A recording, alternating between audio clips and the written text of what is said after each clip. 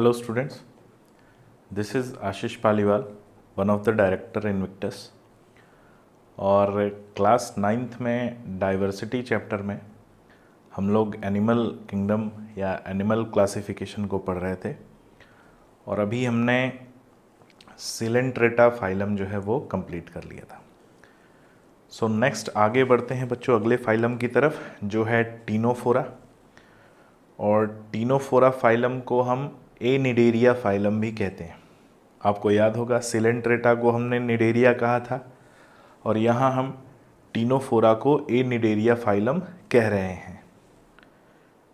तो Ctenophora commonly known as एनिडेरिया। अगर हम इस फाइलम के एनिमल्स के कॉमन स्ट्रक्चर की बात करें तो इनका भी स्ट्रक्चर हमें हूबहू किसके जैसा, सिलेंट्रेट्स के जैसा, जेलीफिशेस के जैसा मिलता है। तो फिर हम सोचते हैं कि अगर इनका स्ट्रक्चर जेलीफिशेस के जैसा है तो इन्हें अलग फाइलम क्यों बनाया। तो अलग फाइलम इसलिए बनाया क्योंकि सिलेंट्रेट्स में स्टिंग सेल्स पाई जाती हैं और टीनोफोरा में स्टिंग सेल्स नहीं पाई जाती हैं। तो वो एक कॉन्ट्रास्टिंग कैरेक्टर हो जाता है जिसकी वजह से ये सिलेंट्रेटा को बिलोंग नहीं करते। और सिलेंट्रेटा में स्टिंग सेल्स होती हैं इसलिए उन्हें निडेरिया कहा जाता था और इनमें स्टिंग सेल्स नहीं होती और इसलिए इन्हें एनिडेरिया कहा जाता है। सो कॉमनली अगर हम बात करें तो जेली जैसे होते हैं तो इन्हें सी वॉलनट्स या कॉम्ब जेलीज कहते हैं। और कॉम्ब जेलीज क्यों कहते हैं? क्योंकि इनमें कॉम्ब जैसे स्ट्रक्चर पाए जाते हैं, कंघी जैसे स्ट्रक्चर पाए जाते हैं जिन्हें कॉम्ब प्लेट्स कहा जाता है। आगे हम देखेंगे। So commonly known as sea walnuts and comb jellies, ये अगर हम बताएं तो एनिमल किंगडम के सबसे खूबसूरत, सबसे ब्यूटीफुल ऑर्गेनिजम्स होते हैं और इसलिए इनकी इम्पोर्टेंस थोड़ी ज़्यादा हो जाती है। So commonly known as sea walnut या इन्हें सी गूसबेरीज भी कहा जाता है या कॉम्ब जेलीज भी कहा जाता है। एक्सक्लूसिवली मरीन होते हैं यानी केवल मरीन वाटर में पाए जाते हैं, फ्रेश वाटर में नहीं पाए जाते। रेडियली सिमेट्रिकल होते हैं, इनमें केवल रेडियल सिमेट्री पाई जाती है। डिप्लोब्लास्टिक होते हैं यानी दो जर्मिनल लेयर इनमें प्रेजेंट होती है, एक्टोडर्म और एंडोडर्म, और इन्हीं दोनों जर्मिनल लेयर से इनकी बॉडी का फॉर्मेशन होता है। टिश्यू लेवल ऑफ ऑर्गेनाइजेशन हमें इनमें देखने को मिलता है। मल्टी सेलुलर ऑर्गेनिज्म है, फ्री लिविंग है और इनका जो सेल्स हैं उनमें आपस में कोऑर्डिनेशन होता है जिससे टिश्यू का फॉर्मेशन होता है। तो टिश्यू लेवल का ऑर्गेनाइजेशन हमें देखने को मिलता है। एक इम्पॉर्टेंट जो कैरेक्टर आ जाता है जिससे इनकी पहचान होती है, body bear 8 external rows of ciliated comb plates. तो इनकी बॉडी में 8 एक्सटर्नल रोज पाई जाती हैं सिलिएटेड कॉम्ब प्लेट्स की और ये कॉम्ब प्लेट्स हेल्प करती हैं लोकोमोशन में। These comb plates help in locomotion. तो अगर हम यहाँ पर ये डायग्राम देखें इस ऑर्गेनिज्म का, तो जो यहाँ पर लंबे लंबे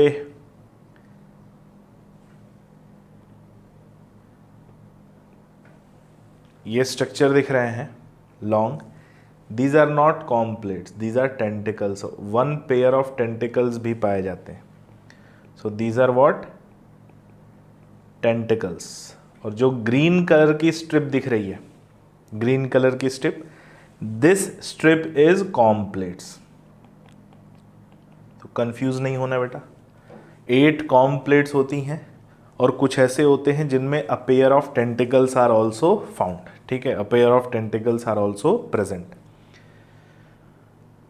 सो आगे बात करें तो body bear 8 external rows, externally ये कॉम्ब प्लेट्स पाई जाती हैं और कॉम्ब जैसा स्ट्रक्चर होता है जिन पे सीलिया होते हैं, प्लेट्स होती हैं, स्ट्रिप्स के फॉर्म में पाई जाती हैं और इसीलिए इन्हें कॉम्ब जेलीज कहा जाता है।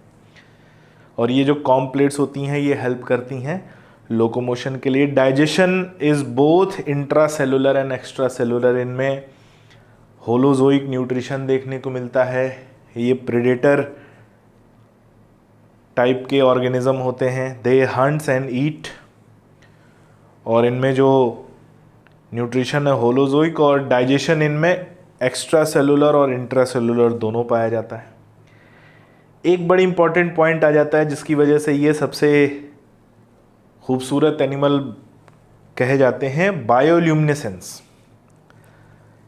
These organism can emit light, खुद से ये लाइट एमिट कर सकते हैं, और इसी फिनोमिना को, जब कोई लिविंग ऑर्गेनिज्म खुद से लाइट एमिट करता है तो इसी फिनोमिना को बायोल्यूमिनेसेंस कहा जाता है। So the property of living organism to emit light is known as bioluminescence, और बायोल्यूमिनेसेंस हमें देखने को मिलता है किसमें, टीनोफोरा में। इनमें हमने बताया नीडोब्लास्ट या sting cells are absent and that is why they are known as Cnidaria. लेकिन नीडोब्लास्ट की जगह कुछ और सेल्स पाई जाती हैं जिन्हें लासो सेल्स कहा जाता है। And these lasso sales do not have stinging structure, इनमें स्टिंग करने वाला स्ट्रक्चर नहीं पाया जाता और इसलिए इन्हें नीडोब्लास्ट नहीं कहा जाता, इनको अलग नाम दिया गया, ये लासो सेल्स होती हैं। तो लासो सेल्स इनमें पाई जाती हैं। Sexes are not separate, bisexual होते हैं, एक ही बॉडी में मेल और फीमेल दोनों रिप्रोडक्टिव स्ट्रक्चर पाया जाता है। Reproduction takes place only by sexual mode, reproduction इनमें केवल सेक्सुअल मोड से होता है। एसेक्सुअल रिप्रोडक्शन इनमें नहीं पाया जाता, केवल गैमीट फॉर्मेशन और फ्यूजन होता है। अच्छा, ये जो गैमीट बनाते हैं, सो दोनों गैमीट एक ही बॉडी में बनते हैं लेकिन बॉडी में गैमीट फ्यूज नहीं होते, ये दोनों तरह के गैमीट बना के बॉडी से बाहर रिलीज कर देते हैं। और जब ये दोनों तरह के गैमीट बना के बॉडी से बाहर रिलीज कर देते हैं तो बॉडी के बाहर वाटर में दोनों गैमीट फ्यूज होते हैं, जिसे एक्सटर्नल फर्टिलाइजेशन कहा जाता है। जब भी ऐसा होगा कि गैमीट बनाने के बाद, गैमीट बॉडी में बनने के बाद बॉडी से बाहर रिलीज हो और बॉडी के बाहर गैमीट फ्यूज करे, जिससे जाइगोट का फॉर्मेशन बॉडी के बाहर होता है, उसे एक्सटर्नल फर्टिलाइजेशन कहा जाता है। ये हमें फ्रॉग में, फिशेज में और दूसरे एक्वेटिक ऑर्गेनिजम्स में देखने को मिलेगा, यहाँ भी हमें देखने को मिलता है। तो external fertilisation and asexual mode of reproduction is not found. जबकि सिलेंट्रेटा में एसेक्सुअल मोड ऑफ रिप्रोडक्शन हमें मिल रहा था, वहाँ पर बडिंग भी पाया जाता है, वहाँ पर रीजनरेशन भी पाया जाता है।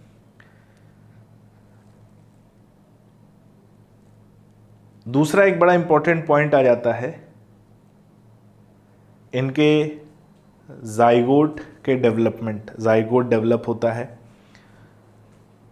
तो एम्ब्रियो का फॉर्मेशन आगे बढ़ता है, तो लार्वा स्टेज इनमें पाई जाती है। और जब भी किसी ऑर्गेनिज्म में, हम जब भी पढ़ते हैं किसी भी ऑर्गेनिज्म में जाइगोट बने, जाइगोट के बाद लार्वा बने, लार्वा के बाद एडल्ट बने, तो यानी यहाँ पर डेवलपमेंट सीधे जाइगोट से एडल्ट में नहीं हो रहा है, जाइगोट से बीच में एक स्टेज पाई जा रही है जिसे लार्वल स्टेज कह रहे हैं, एंड देन एडल्ट बनता है। इस तरह के डेवलपमेंट को इनडायरेक्ट डेवलपमेंट कहा जाता है, याद रहेगा। इनडायरेक्ट डेवलपमेंट यानी पहले लार्वा और देन एडल्ट बनेगा। जहाँ पर डायरेक्ट एडल्ट स्ट्रक्चर बनता है जैसे ह्यूमन है, तो इसे डायरेक्ट डेवलपमेंट कहा जाता है, याद रहेगा। सो इनडायरेक्ट डेवलपमेंट मतलब लार्वा स्टेज पाई जाती है। ये एक पॉइंट हो गया कि डायरेक्ट डेवलपमेंट क्या होता है और इनडायरेक्ट डेवलपमेंट क्या होता है, नोट कर लीजिएगा। When zygote develop into larva and then larva develop into adult, this is known as indirect development. And when zygote develop in a structure which is similar to adult, that is known as direct development. And larval stage is not found in direct development, और direct development में larval stage नहीं पाई जाती। लेकिन अभी ये जो larva develop हो रहा है एडल्ट में, सो ये जो डेवलपमेंट है, conversion of larva into adult, जैसे हम कैटरपिलर को बटरफ्लाई में देखते हैं, हम टैडपोल को फ्रॉग में कन्वर्ट होते देखते हैं। Tadpole and butterfly are larval stages. तो जो लार्वा एडल्ट में कन्वर्ट होता है इसी को मेटामॉर्फोसिस कहा जाता है। So metamorphosis is what? It is the conversion या development of larva into adult. The process of development of larva into adult is known as metamorphosis. और मेटामॉर्फोसिस तभी मिलेगा जब इनडायरेक्ट डेवलपमेंट होगा, और यहाँ पर इनडायरेक्ट डेवलपमेंट होता है, लार्वा स्टेज पाई जाती है जिसे सिडिपिड लार्वा कहा जाता है। नाम याद रखना, सिडिपिड लार्वा। एग्जाम्पल हम दो दे रहे हैं टीनोफोरा के, प्लूरोब्रैकिया एंड बोरोई। बोरोई जिसमें टेंटिकल्स नहीं पाए जाते, ठीक है। प्लूरोब्रैकिया में अ पेयर ऑफ टेंटिकल्स प्रेजेंट, लेकिन कॉम्प्लेट्स दोनों में पाई जाती हैं।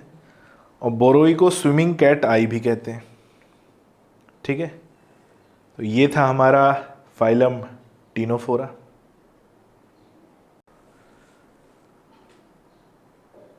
सो बढ़ते हैं बच्चों अपने नेक्स्ट फाइलम की तरफ। और क्लासिफिकेशन में हमारा जो नेक्स्ट फाइलम आता है इसे हम कहते हैं प्लेटीहेलमिन्थीज। और इसका मतलब है, प्लेटी का मतलब फ्लैट एंड हेलिमेंथीज मतलब वॉर्म। तो इस फाइलम में जो भी ऑर्गेनिज्म आते हैं वो वॉर्म लाइक होते हैं, जैसे अर्थवॉर्म हो गया, इलोंगेटेड बॉडी पाई जाती है, और फ्लैट होते हैं। फ्लैट कैसे? Dorsiventral flat, just like हमारी कोई बुक है, बुक में एक डॉर्सल सरफेस है, एक वेंट्रल सरफेस है, डॉर्सी वेंट्रल फ्लैट। सो इसीलिए इन्हें फ्लैट वॉर्म्स कहा जाता है। Most of them are parasite, इनमें से ज़्यादातर हमें पैरासाइट फॉर्म में मिलते हैं।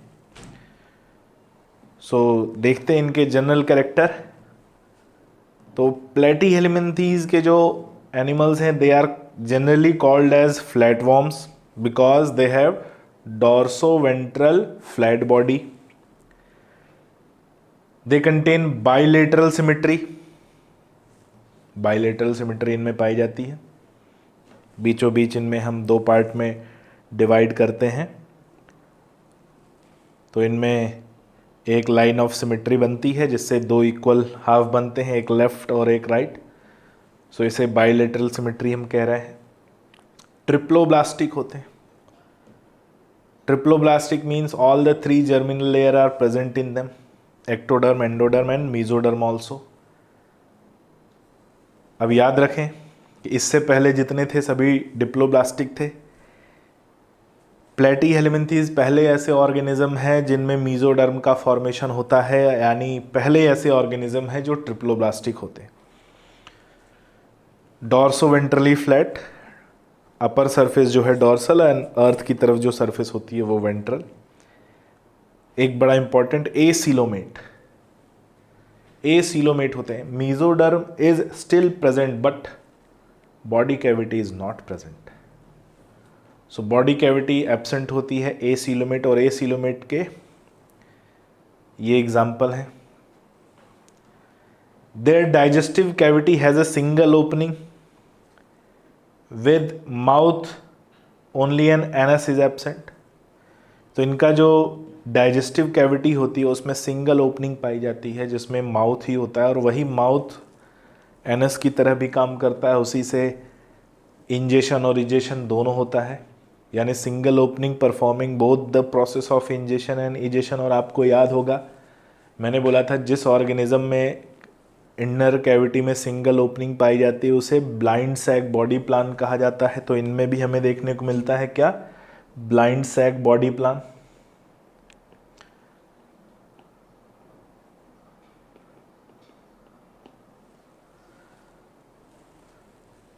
ठीक है, so blind sac body plan. They possess hooks and suckers. हमने बोला पैरासाइट होते हैं, तो अधिकतर जो है दूसरे ऑर्गेनिज्म की बॉडी में पैरासाइट होते हैं, एंडो पैरासाइट फॉर्म में पाए जाते हैं। तो इंटरनल बॉडी से अटैच करने के लिए जो होस्ट है, जिसकी बॉडी से ये न्यूट्रिशन ले रहे हैं, होस्ट की बॉडी से अपने आप को अटैच करने के लिए इनमें हुक्स एंड सकर्स पाए जाते हैं। हुक का यूज़ ये एंकर की तरह करते हैं, और सकर्स से ये अपनी बॉडी को होस्ट की बॉडी से अटैच रख सकते हैं, जैसे लीच रखते हैं, लीच में भी सकर्स पाए जाते हैं, वैसे ही इनमें भी सकर्स पाए जाते हैं। सो ये hooks and suckers parasite form में ही देखने को मिलते हैं। एक बड़ा इंपॉर्टेंट आ जाता है इनमें excretion point of view. They have flame cells. इनमें एक्सक्रीशन जो है अमोनोटेलिक होता है, अमोनिया का ही एक्सक्रीशन करते हैं। जो हमने इनसे पहले टीनोफोरा पढ़ा था वो भी अमोनोटेलिक होते हैं, अमोनिया का ही एक्सक्रीशन करते हैं।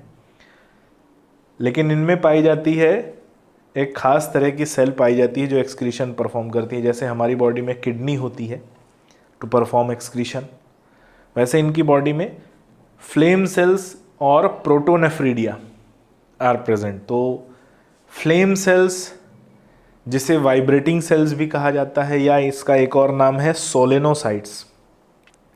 सो flame cells are known as solenocytes.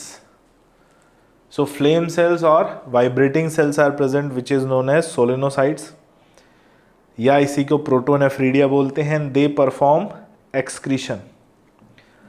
Mode of nutrition is parasite. तो जितने भी पैरासिटिक फॉर्म में पाए जाते हैं उनमें पैरासिटिक न्यूट्रिशन है, लेकिन कुछ फ्री लिविंग भी होते हैं। जैसे example Planaria is a free living. Liver fluke Fasciola hepatica, it is a liver fluke, liver में पैरासाइट होता है ये। सो दोनों फॉर्म हम देख रहे हैं, Planaria is a free living and liver fluke is a parasite. एक और हम एग्जांपल सुनते हैं टेप वॉर्म। टेप वॉर्म जो कि इंटेस्टाइनल पैरासाइट होते हैं, इंटेस्टाइन में पाए जाते हैं। टीनियासिस हमने पढ़ा था, Taenia solium and Taenia saginata. किस में पढ़ा था? Why do we fall ill chapter में। Taenia solium and Taenia saginata helminthic disease में, वॉर्म से होने वाली डिजीज में इनका नाम सुना था। So most of the organism have parasitic mode of nutrition. Reproduction की बात करें तो इनमें एसेक्सुअल एंड सेक्सुअल रिप्रोडक्शन दोनों पाया जाता है। दीज आर हर्माफ्रोडाइट, बाइसेक्सुअल होते हैं। हर्माफ्रोडाइट मीन्स बाइसेक्सुअल या मोनोशियस कह सकते हैं। एग्जाम्पल प्लानेरिया, डुगेशिया, फैशियोला जिसे लिवर फ्लूक कहा जाता है, प्लानेरिया जिसे डुगेशिया कहते हैं, टीनिया सोलियम जिसे टेपवर्म कहा जाता है, टीनिया सेजिनेटा भी टेपवर्म है, और schistosoma that is a blood fluke, ये ब्लड में पाया जाने वाला पैरासाइट है, ब्लड सर्कुलेशन में मूव करता है ये बॉडी में। Schistosoma known as blood fluke. इनमें भी हम बात करें, सो जब सेक्सुअल रिप्रोडक्शन परफॉर्म होता है तो इनडायरेक्ट डेवलपमेंट पाया जाता है, और इनडायरेक्ट डेवलपमेंट में लार्वा स्टेजेस बनती हैं, और मोर than one larva can be found in a single organism. ठीक है, अगर याद हो जाए तो इसको नोट कर लेना। जैसे कि अगर हम लिवर फ्लूक की बात करें तो लिवर फ्लूक में एक के बाद एक 5 लार्वल स्टेजेस पाई जाती हैं।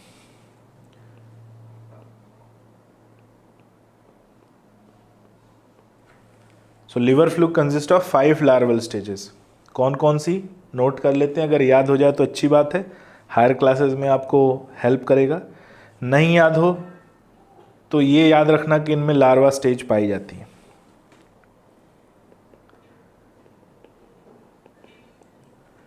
First larval stage is मिरासीडियम,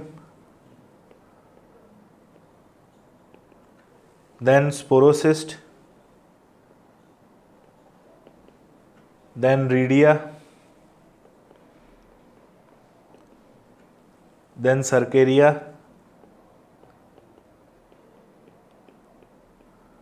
and then Metacercaria. So these 5 larval stages are found in this particular sequence, और यही उनका सीक्वेंस है फॉर्मेशन का।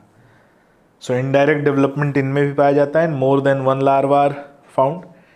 टेपवर्म की बात करें तो टेपवर्म में भी हमें 3 लार्वा दिखते हैं।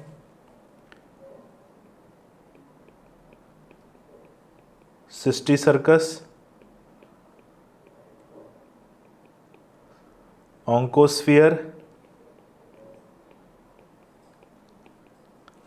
एंड हेक्सोकैंथ, ये 3 लार्वा हमें टेपवर्म में मिलते हैं। तो अगर नाम याद हो जाए तो अच्छी बात है, नहीं याद हो तो ये याद रखना कि इनमें लार्वल स्टेजेस पाए जाते हैं, यानी इनडायरेक्ट डेवलपमेंट इनमें है। सो ये था हमारा फाइलम प्लेटीहेलमिन्थीज। नेक्स्ट आते हैं अगले फाइलम पे जो है एस्के हेलमिन्थीज या निमेटोडा।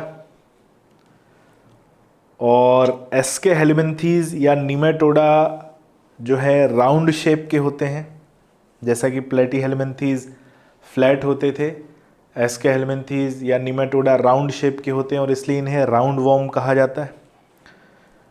सो इनमें डॉर्सी वेंट्रल फ्लैट बॉडी नहीं होती, राउंडेड होते हैं, इसलिए इन्हें राउंड वॉर्म कहा जाता है। और एग्जाम्पल हम यहाँ देख रहे हैं एस्केरिस और वुचरेरिया, दो ये बड़े फेमस एग्जाम्पल हैं और हमें इनका नाम भी याद करना, इनकी इंपॉर्टेंस भी है।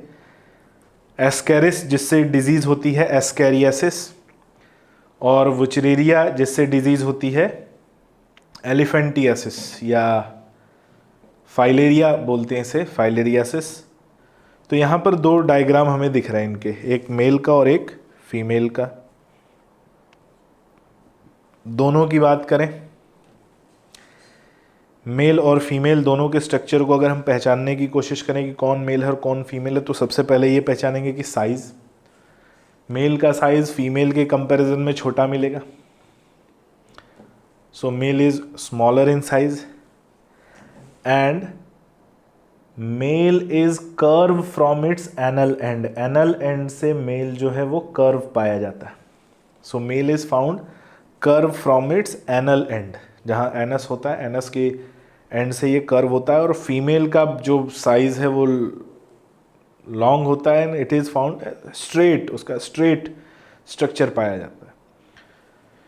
तो ये एक डिमार्केशन है जो हमें बताता है कि मेल और फीमेल का स्ट्रक्चर एक दूसरे से अलग कैसे है। बाकी कॉमन कैरेक्टर्स की अगर हम बात करें तो हम यहाँ देख रहे हैं इनमें माउथ और एनस दो अलग अलग ओपनिंग हैं, और जिन ऑर्गेनिज्म में हमने बोला था दो अलग अलग ओपनिंग होती है, उनकी बॉडी ट्यूबुलर हो जाती है। अंदर जो है एलिमेंट्री कैनाल जो डाइजेस्टिव सिस्टम वो एक ट्यूब के जैसा पाया जाता है, और बाहर जो हमारी बॉडी वॉल, जो ऐसे ऑर्गेनिज्म की बॉडी वॉल होती है वो भी एक ट्यूब की तरह होती है। तो बाहर जो है बॉडी वॉल की ट्यूब होती है, उसके अंदर एलिमेंट्री कैनाल की ट्यूब होती है। ठीक है, कुछ ऐसा स्ट्रक्चर देखने को मिलता है कि बाहर बॉडी वॉल की ट्यूब है और उसके अंदर एलिमेंट्री कैनाल की ट्यूब है। अगर हम इनको कट करेंगे तो हमें बॉडी वॉल की ट्यूब बाहर दिखेगी और एलिमेंट्री कैनाल की ट्यूब अंदर दिखेगी। इसे कहा जाता है tube within a tube plan. तो यहाँ पर हमें दिखता है tube within a tube plan, जिसमें बॉडी वॉल के ट्यूब बाहर और एलिमेंट्री कैनाल की ट्यूब अंदर प्रेजेंट होती है। बाइलेटरल सिमेट्री इनमें पाई जाती है। अनसेगमेंटेड बॉडी होती है इनमें, बॉडी में कहीं सेगमेंट नहीं दिखता। ये क्यों इंपॉर्टेंट कैरेक्टर है, क्योंकि इसके बाद हम जो फाइलम पढ़ेंगे वहाँ पे हमें सेगमेंटेशन दिखाई देगा। तो यहाँ तक हमें इनमें भी कोई सेगमेंटेशन नहीं दिखता। ट्रिप्लोब्लास्टिक होते हैं, यानी एक्टोडर्म, एंडोडर्म और मीजोडर्म तीनों जर्मिनल लेयर इनमें पाई जाती हैं, ट्रिप्लोब्लास्टिक होते हैं। Pseudocoelom is present in the form of scattered pouch. So pseudocoelom is present in the form of scattered pouch, और सूडोसिलोम का ये बेस्ट एग्जाम्पल होता है। सो जो ये हम ट्यूब देख रहे हैं, दो बाहर वाली ट्यूब बॉडी वॉल, अंदर वाली ट्यूब एलिमेंट्री कैनाल, इन्हीं के बीच में ये कैविटीज़ प्रेजेंट होती हैं जिन्हें हम सूडोसिलोम कहते हैं। स्कैटर्ड पाउचेस प्रेजेंट होते हैं।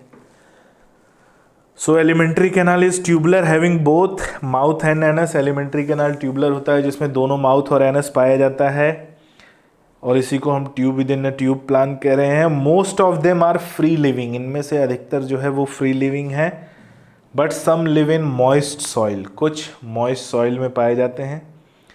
Some are fresh water while some are marine, fresh water में भी रहते हैं और कुछ मरीन वाटर में रहते हैं, लेकिन रहते मॉइस्चर के पास ही हैं। अमोनोटेलिक होते हैं। Some are parasite on plants and animals, तो प्लांट्स और एनिमल्स पे पैरासाइट के फॉर्म में पाए जाते हैं। हमने इनसे रिलेटेड डिजीज़ पढ़ी हैं, एस्केरियासिस, एस्केरिस से होने वाली डिजीज़, और एलिफेंटियासिस, वुचरेरिया, ब्रैंकोफ्टी से होने वाली disease. They lack circulatory system, इनमें सर्कुलेटरी सिस्टम नहीं पाया जाता है। And reproduction is sexual and sexes are separate, sexual reproduction है, एसेक्सुअल रिप्रोडक्शन इनमें नहीं पाया जाता। और मेल और फीमेल अलग अलग होते हैं, दोनों की बॉडी अलग अलग होती है, यानी ये यूनिसेक्सुअल होते हैं, और यूनिसेक्सुअल को हम डायोशियस कहते हैं। ठीक है, क्या बोलते हैं बच्चों? डायोशियस। नोट कर लेना। एग्जाम्पल की बात करें तो एस्केरिस राउंड वॉर्म, वुचरेरिया जिसे फाइलेरिया वॉर्म, एंटेरोबियस जिसे पिन वॉर्म कहा जाता है, गुनिया ड्रैनेनकुलस जिसे गुनिया वॉर्म कहा जाता है। सो ये एग्जाम्पल हैं एस्के हेलमिंथीज के, सबसे अलग अलग डिजीज़ेज होती हैं। सो ये था हमारा फाइलम राउंड वॉर्म। इनके एग्जाम्पल हमें याद रखने हैं, क्वेश्चन में आएगा एग्जाम्पल। बढ़ते हैं अपने नेक्स्ट फाइलम की तरफ जिसे हम कह रहे हैं एनेलिडा। और एनेलिडा नाम क्यों पड़ा बच्चों इनका? क्योंकि इनकी बॉडी में बहुत सारे सेगमेंट होते हैं, वॉर्म लाइक बॉडी इलोंगेटेड पाई जाती है, बहुत सारे सेगमेंट होते हैं और सेगमेंट, हर एक सेगमेंट रिंग जैसा दिखता है और रिंग को एन्युलस या एन्युलाई कहते हैं। तो रिंग को एन्युलस या एन्युलाई कहते हैं और इसीलिए इनका नाम पड़ा Annelida.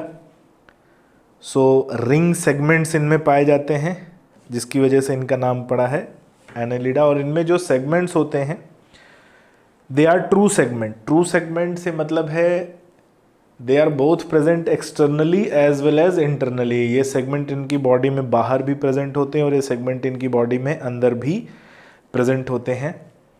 So both external and internal segment are present in them. और इस तरह के सेगमेंटेशन को ट्रू सेगमेंटेशन या मेटामेरिक सेगमेंटेशन कहते हैं, याद रहेगा। ट्रू सेगमेंटेशन और metameric segmentation in which segmentation is present both external and internal. इसको हम अभी डिस्कवर करेंगे, देखेंगे क्या है यहाँ पर। Body is triploblastic. ट्रिप्लोब्लास्टिक होती है, both ectoderm and endoderm are present along with mesoderm is also present in between these two layers.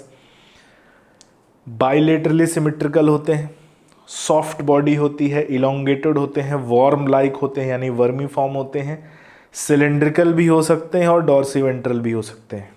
तो क्यों इनको प्लेटीहेलमिंथीज या एस्केहेलमिंथीज में नहीं रखा गया? क्योंकि इनमें सेगमेंटेशन पाया जाता है। सो सिलेंड्रिकल बॉडी भी होती है, डॉर्सीवेंट्रल फ्लैट भी हो सकती है, लेकिन दोनों में ही कॉमन होगा क्या? Segmentation. Body is metamerically segmentation यानी मेटामेरिज्म पाया जाता है। Metamerism is what? True segmentation. Head is form by joining of some anterior body segment. Body के एंटीरियर पार्ट में जो सेगमेंट होते हैं वो फ्यूज करके हेड का फॉर्मेशन करते हैं। यहाँ पर 3 एग्जाम्पल हमें कॉमन दिख रहे हैं, Nereis, Pheretima and Hirudinaria. Pheretima जिसे हम अर्थवर्म कहते हैं, फेरिटिमा पोस्थुमा इसका पूरा नाम है।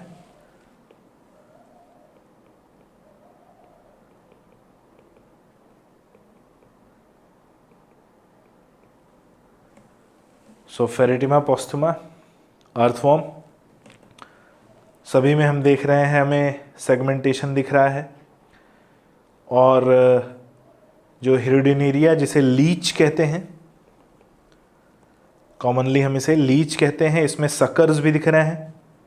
एंटीरियर और पोस्टीरियर दोनों एंड पर सकर्स प्रेजेंट होते हैं। ये पैरासाइट होते हैं जिससे अपने होस्ट की बॉडी से अटैच हो सकें और वहाँ से ब्लड सक कर सकें। और ब्लड सक करते हैं तो इसलिए इन्हें सैंग्यूइवोरस की कैटेगरी में रखा जाता है। सैंग्यूइवोरस, सैंग्यूरस किसे कहते हैं? ब्लड सकर्स को। ब्लड सकर्स को सैंग्यूइवोरस कहते हैं। सो एनेलिडा कैरेक्टर की बात करें तो their body is triploblastic, bilaterally symmetrical. ये अच्छा, ये हमने जनरल कैरेक्टर देख लिया। आगे बढ़ते हैं। Exoskeleton is absent. इनमें एक्सोस्केलेटन नहीं पाया जाता।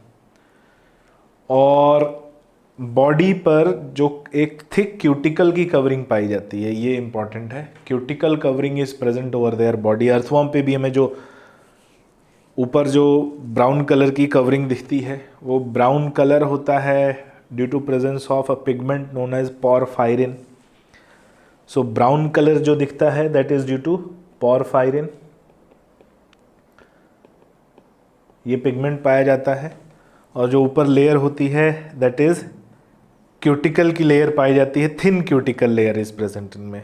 जनरली अलग अलग जगहों पर थिक क्यूटिकल लेयर पाई जाती है, लेकिन यहाँ पर थिन क्यूटिकल लेयर पाई जाती है। ट्रू सीलोम इनमें प्रेजेंट होता है, और पहली बार किसी ऑर्गेनिज्म में अगर ट्रू सीलोम प्रेजेंट हुआ है तो वो एनेलिडा है। पहली बार किसी में यू सीलोमेटा हमें देखने को मिला है। They have true body cavity which first appear in this phylum, और इस बॉडी कैविटी का ओरिजिन होता है मीजोडर्म से। Well mark developed alimentary canal is present, इनमें well mark alimentary canal is present होता है, और माउथ और एनस दोनों अलग अलग होते हैं। तो tube within a tube plan हमें इनमें भी देखने को मिलता है, नोट कर लेंगे। वेल डेवलप्ड एलिमेंट्री कैनाल, और इसमें mouth and anus both are present, और इसीलिए हम इसे कह रहे हैं tube within a tube plan, tube within a tube plan कह रहे हैं। They have closed circulatory system, इनमें सर्कुलेटरी सिस्टम क्लोज्ड होता है, यानी ब्लड वेसल्स प्रेजेंट होती हैं, याद रखना। Blood vessels are well developed that form their closed circulatory system.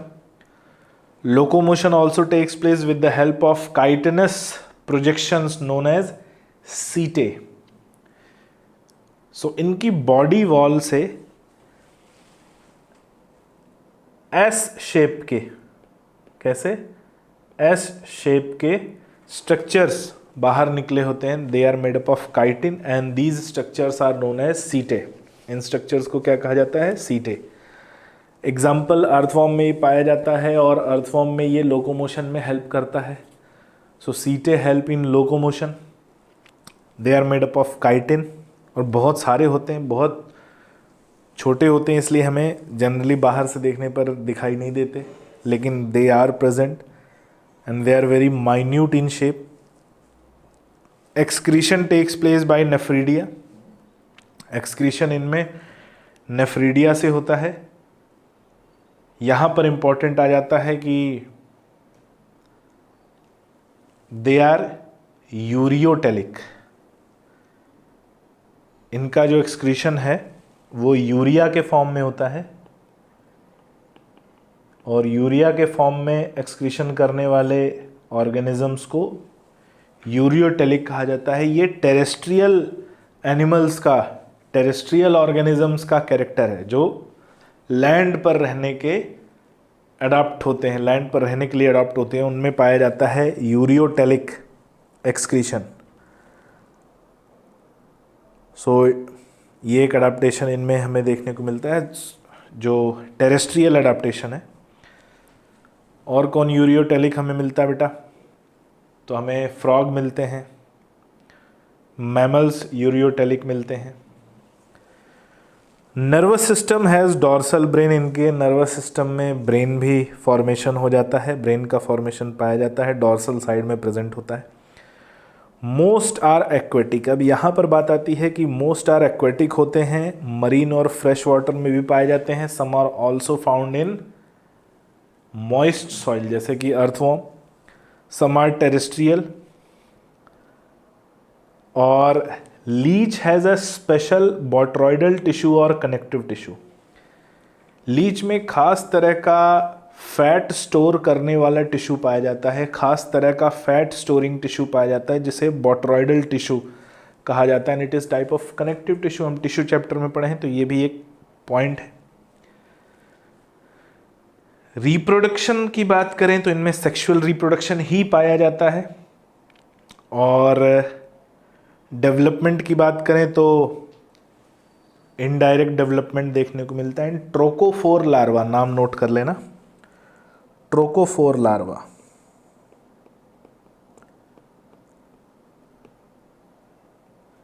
Trochophore larva हमें इनमें मिलता है, इनडायरेक्ट डेवलपमेंट है। एग्जाम्पल फेरेटिमा, जिसे हम अर्थवॉर्म कहते हैं, हिरुडिनेरिया, जिसे हम लीच कहते हैं, सी माउस भी इसी का एग्जाम्पल है, जिसे एप्रोडाइट कहा जाता है, नीरीज, जिसे सैंड वॉर्म या क्लैम वॉर्म कहा जाता है। हिरुडिनेरिया थोड़ा सा इम्पॉर्टेंट है क्योंकि ये ब्लड सकर होता है, और इसका ऐसा नाम पड़ा क्योंकि इसके सलाइवा में एक ब्लड एंटीकोगुलेंट पाया जाता है, जिसे हिरुडिन कहते हैं। सो हिरुडिन ये सलाइवा से सिक्रीट करते हैं, और जिसकी बॉडी से ब्लड सक करना हो तो उसकी बॉडी में ब्लड को क्लॉट नहीं करने देता, जिससे लंबे समय तक वहाँ से ब्लड जो है बाहर रिलीज होता रहता है और ये उसको सक करते रहते हैं बिना किसी प्रॉब्लम के। तो hirudin is a natural blood anticoagulant. So example हमें याद रखना है इसका। नेक्स्ट आते हैं अगले फाइलम पे, जिसे हम कहते हैं आर्थ्रोपोडा। आर्थ्रो का मतलब होता है जॉइंट और पोडा का मतलब होता है लेग्स या अपेंडेजेस। सो मोस्ट कॉमन अगर हम इसके नाम पे जाएं तो इसे कहा जाता है जॉइंटेड लेग्स, यानी the organism which contain jointed legs. लेकिन मैं इसको और ज़्यादा करेक्ट करूंगा, the organism with jointed appendages. Appendages क्या होते हैं और लेग्स क्या होते हैं? भाई लेग्स में केवल लोकोमोटरी ऑर्गन आ गए, लेकिन इसके अलावा भी जो टेंटिकल्स इनकी बॉडी में पाए जाते हैं उनमें भी हमें जॉइंट्स देखने को मिलते हैं। तो अपेंडेजेस में आते हैं जो टेंटिकल्स वगैरह, इसलिए जॉइंटेड अपेंडेजेस ज़्यादा सही टर्म है इनके लिए। This is the largest phylum of animal kingdom. Animal kingdom का ये सबसे बड़ा फाइलम है। कितना बड़ा फाइलम है और क्यों बड़ा फाइलम है इसको समझते हैं। It is the largest phylum of animal kingdom. Total अगर हम एनिमल किंगडम की बात करें तो लगभग 1.2 मिलियन स्पीशीज पाई जाती हैं। लगभग 12 लाख अप्रॉक्स की बात कर रहे हैं, 12 लाख स्पीशीज पाई जाती हैं। आउट ऑफ 12 लाख अप्रॉक्सीमेटली 9.5 या 10 भी हो सकता है, इसमें कोई दिक्कत, 9.5 या 10 lakh species belong to Arthropoda only.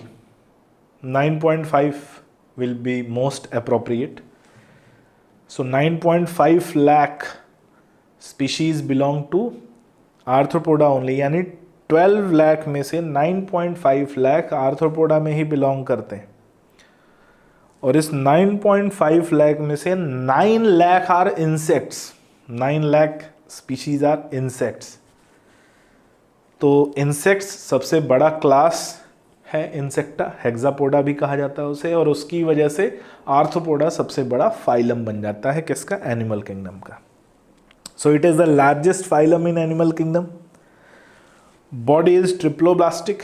All the 3 germinal layer are present, ectoderm, mesoderm and endoderm.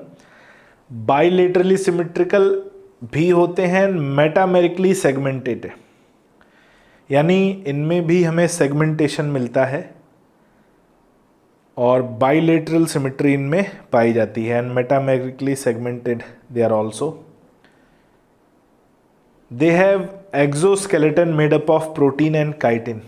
इनका जो एक्सोस्केलेटन होता है, आप अर्थवॉर्म को देखें या कॉकरोच, नॉट अर्थवॉर्म, आप कॉकरोच को देखें तो उसका जो एक्सोस्केलेटन होता है वो हार्ड स्ट्रक्चर जैसा होता है। And it is made up of chitinous cuticle.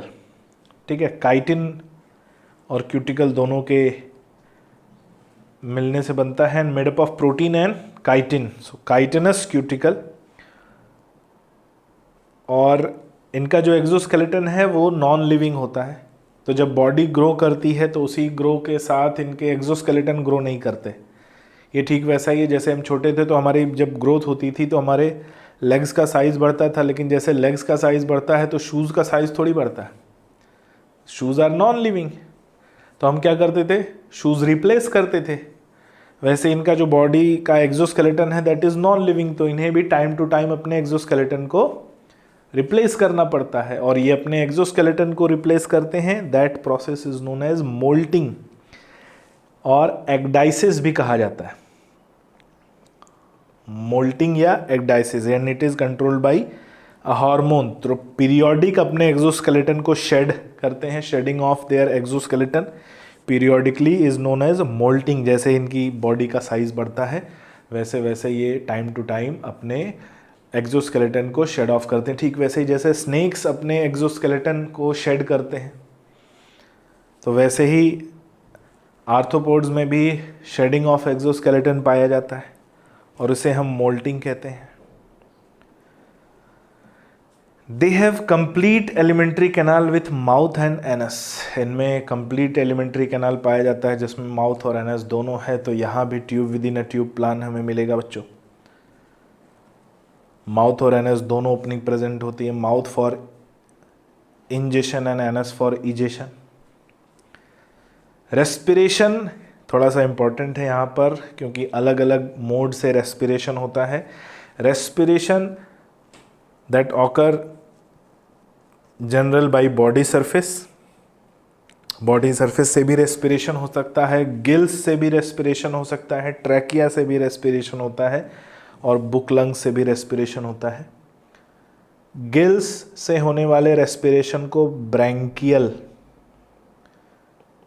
Respiration कहा जाता है, ब्रैंकियल रेस्पिरेशन। ट्रैकिया से होने वाले रेस्पिरेशन को ट्रैकियल रेस्पिरेशन कहा जाता है। ये कॉकरोच में देखने को मिलता है, क्योंकि मैं कॉकरोच को ही क्यों ले रहा हूँ, क्योंकि ये एक इम्पॉर्टेंट स्पेसिमेन है हमारे कंपटीशन या एनसीईआरटी पॉइंट ऑफ व्यू से। तो ट्रैकियल रेस्पिरेशन। बुक लंग्स क्या होते हैं? आपने कभी हारमोनियम देखा होगा, जो उसमें एयर चैम्बर होता है जिससे एयर पंप करते हैं तो हारमोनियम बजता है। तो वो जो एयर चैम्बर खुलता बंद होता है वो बुक के जैसा होता है। वैसे ही इनमें बुक शेप के लंग्स पाए जाते हैं। पुरानी जो राज कपूर की मूवीज़ हुआ करती थी, आप कभी देखना। सो उसमें राज कपूर जब जोकर बनते थे या कोई म्यूजिशियन बनते थे तो एक बड़ा सा वो छोटा सा एक कोई इंस्ट्रूमेंट यूज़ करते थे जिसमें पियानो जैसी कीज़ हुआ करती थी और हारमोनियम जैसा एयर पंप हुआ करता था। So that appears as book like, और उसी जैसा लंग्स इनमें पाया जाता है और इसे बुक लंग्स बोलते हैं। So they have open circulatory system. ये एक इंपॉर्टेंट पॉइंट है कि इनमें ओपन सर्कुलेटरी सिस्टम पाया जाता है with dorsal heart and arteries, जिनमें डॉर्सल हार्ट प्रेजेंट होता है और कुछ अनडेवलप्ड या अंडर डेवलप्ड आर्टरीज होती हैं। ओवरऑल अगर हम बात करें तो blood vessels are not well developed, बड़ी प्रिमिटिव फॉर्म में अगर कहीं प्रेजेंट होती हैं। सो ओपन सर्कुलेटरी सिस्टम और डॉर्सल हार्ट पाया जाता है। Body cavity is called haemocoel. तो ये जो हेमोसील है ये ब्लड फिल्ड कैविटी है। इनमें ट्रू सीलोम पाया जाता है, लेकिन ये जो हेमोसील है that is not true coelom, it is a pseudocoelom. Pseudocoelom. So इनमें ट्रू सीलोम और फॉल्स सीलोम दोनों प्रेजेंट होता है। मेन जो बड़ी कैविटी होती है वो सूडोसीलोम होती है और and it is blood filled और इसीलिए उसका नाम हेमोसील है। Excretion by coelom ducts. Excretion करने के लिए इनमें सीलोम डक्ट्स पाई जाती हैं कुछ आर्थ्रोपोड्स में, और मोस्ट इंपॉर्टेंट मालपीजियन ट्यूब्यूल्स पाई जाती हैं। Malpighian tubule and green glands are most important, और कॉक्सल ग्लैंड भी देखने को मिलता है। तो अगर हमें दो एग्जाम्पल याद रहे, Malpighian tubule and green gland, that will be sufficient for. Coxal gland याद हो जाए तो भी आ सकता है, लेकिन सीलोम डक्ट कभी पूछा नहीं जाता एग्जाम में,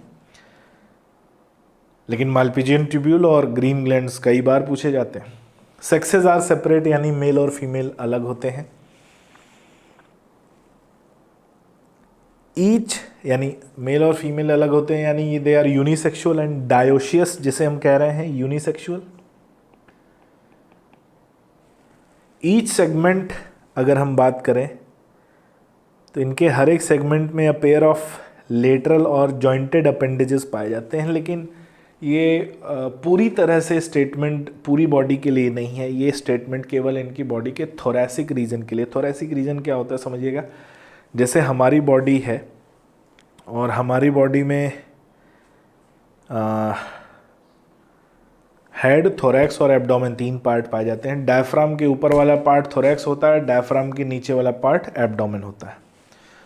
सो अगर हम एक कॉमन डायग्राम देखें किसी भी आर्थ्रोपोडा का, सो इनकी बॉडी में भी हेड, थोरैक्स और एब्डोमेन मिलता है। ये मैंने एक एंट का डायग्राम बनाया, हेड, थोरैक्स और एब्डोमेन। तो लेग्स केवल जो है ना थोरैक्स से ओरिजिनेट होते हैं। लेग्स एंड विंग्स अगर प्रेजेंट हैं they only originate from thoracic region. So each segment में अलग अलग पेयर ऑफ अपेंडेजेस पाए जा सकते हैं, लेकिन मेनली थोरैक्स से पाए जाते हैं और हेड रीजन से टेंटिकल्स निकलते हुए हमें दिखाई देते हैं। सो ये बात तो करेक्ट है कि सेगमेंट से पेयर ऑफ अपेंडेजेस ओरिजिनेट होते हैं, थोरैक्स से लेग्स और विंग्स ओरिजिनेट होते हैं, हेड से टेंटिकल्स ओरिजिनेट होते हैं, एब्डोमेन से भी कुछ ऐसे स्ट्रक्चर्स हैं, एनल सर्काई प्रेजेंट होता है, लेकिन उनके सभी सेगमेंट से नहीं होता। तो ये ईच सेगमेंट की अगर हम बात में माने तो ईच को हटा दें, segment has a pair of lateral and jointed appendages, ये सही है। एग्जाम्पल में अगर हम जाएं तो पैल्यूमॉन, जिसे प्रॉन हम कहते हैं, Cancer crab, Periplaneta cockroach, Periplaneta americana, Anopheles mosquito,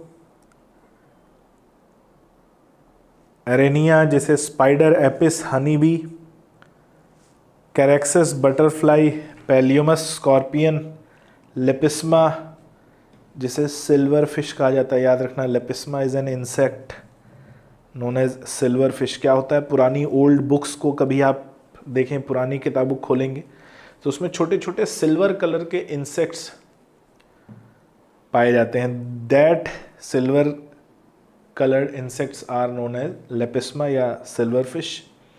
termites भी पाए जाते हैं, सेंटीपीड एंड मिलीपीड भी आर्थ्रोपोडा को ही बिलोंग करते हैं। तो एक बहुत बड़ी डाइवर्सिटी वाला ये फाइलम बन जाता है आर्थ्रोपोडा। तो बच्चों इस वीडियो में इतना ही, मिलते हैं हम अपने अगले वीडियो में जहां हम अपने अगले फाइलम मोलस्का से स्टार्ट करेंगे और फिर आगे की तरफ हम बढ़ेंगे। सो इस वीडियो में इतना ही बच्चों, मिलते हैं अपने अगले वीडियो में। Thank you.